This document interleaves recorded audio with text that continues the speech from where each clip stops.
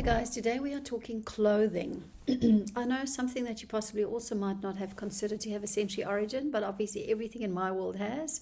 So I want to share that with you a little bit because the clothes that we wear on a day-to-day basis can actually make us feel comfortable or irritable. And yes, it sometimes can be as simple as that. So when we consider clothing, there's three things that I want to chat to you about. One is color, one is texture, and one is style. Obviously color is the easiest one, and color is obviously what the eyes and the visual system would process. I've got two scarves for you. One is red and one is obviously like some muted grays and whites and beiges. So if we look at these two colors, red says see me, it's a stimulating color, and this one says, the gray and the white one says calming, I don't necessarily see you. So red is stimulating and this color is calming. Now often what we find, people who have got seeking behaviors, they've got high thresholds, they would often go for reds because my brain is wanting to get stimulated. So if I wear red, I am producing or providing my environment and my brain with more stimulation. Not all the time. There's a lot of other stuff that also plays a role, but I think it's something that you possibly never thought about. Versus our seekers, our more sensory sensitive group, not our seekers, our avoiders, our sensory sensitive group might be going for the more muted colors because it's more calming for the brain. So remember, we work with the extremes of thresholds. High threshold extremes often would go for reds. Low thresholds, sensory avoiders might go for the muted colors. So from a color point of view. Then we also have, secondly, texture. Now texture is around the skin and the touch system. So it actually facilitates a different sensory system. Now even these two scarves have a different feel, but texture is really, really critical.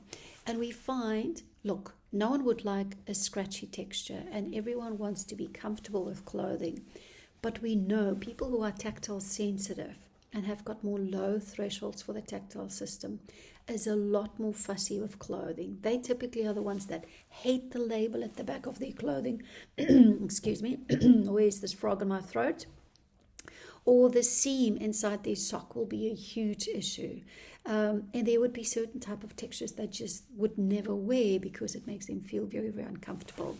And then it's really important to remember that because the level of comfort that you experience on your skin is going to help you to manage your day easily. It's going to remove your frustration, your irritation, and your distractions in your brain. Remember, these are all background distractions that makes the brain feel fatigued and tired.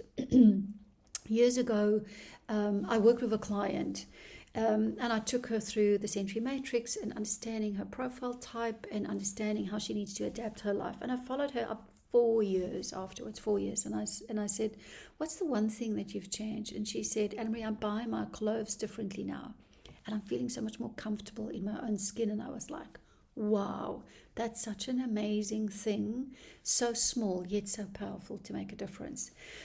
The other one that I also want to briefly talk about is style. Now, there's many styles that we can talk about. I'm not going to go into detail. I just want to share two with you, which I think is quite easy to associate with, is your polo neck or your V-neck. We also ask that in our quiz, particularly for that reason. The sensory quiz, by the way, is free on our website. But the style of clothing that you wear also have a very particular preference. We typically know, not all the time, but typically people who are more touch sensitive wouldn't necessarily wear a polo neck. Or if they wear a polo neck, it will be a very comfortable one, maybe a very soft cotton or a very high quality wool, and then they will only wear it for a short period of time.